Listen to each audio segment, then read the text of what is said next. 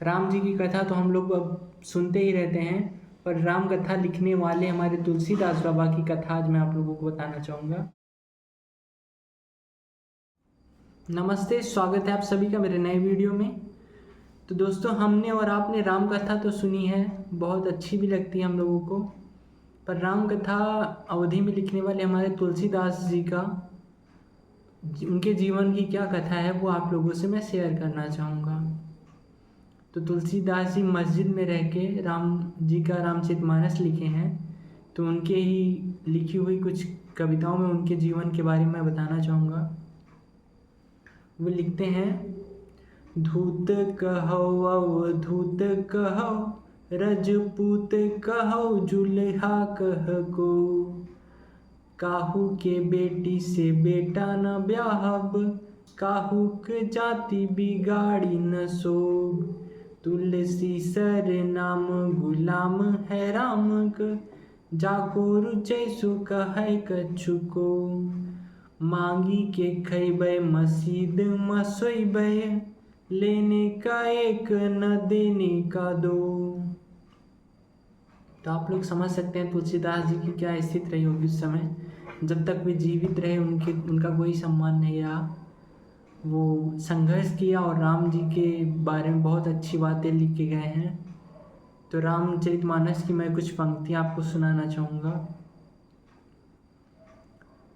रामचरितमानस की सबसे अच्छी पंक्ति तो चुनना बहुत कठिन है, पर मैं 2-3 पंक्तियाँ आपको सुनाना चाहूँगा। जाकर नाम सुनत शुभ होई, मोरे गृह आवहीं प्रभु सोई।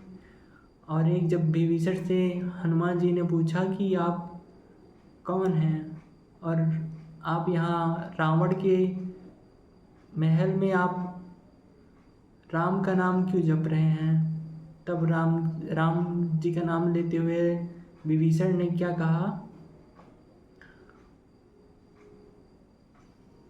उन्होंने कहा कि सुनहु पवन सुत रहनी हमारी, अजिमि दस नन जिम जी भी बेचारी। और जब राम जी समुद्र से रास्ता मांग रहे थे, तब राम जी ने गुस्सा हो गए थे। 3 दिन के बाद समुद्र रास्ता नहीं दिया था, तो क्या कहा था उन्होंने, विनय न मानहि जड़धि जल, गए 3 दिन बीत, बोले राम सकोप तब, भय बिनु होय न प्रीत।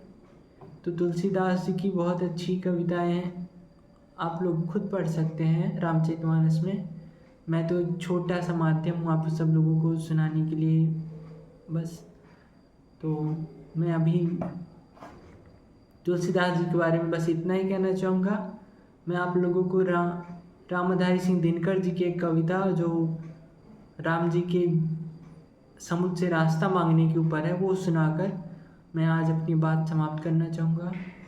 तो कविता इस प्रकार है, 3 दिवस तक पंथ मांगते रघुवर सिंधु किनारे, बैठे पढ़ते रहे छंद अनुनय के प्यारे प्यारे, उत्तर में जब एक नाद भी उठा नहीं सागर से, उठी अधीर धधक पौरुष की आग राम के सर से, सच पूछो तो सर में ही बसती है दीप्ति विनय की, संधि वचन संपूज्य उसी का जिसमें शक्ति विजय की।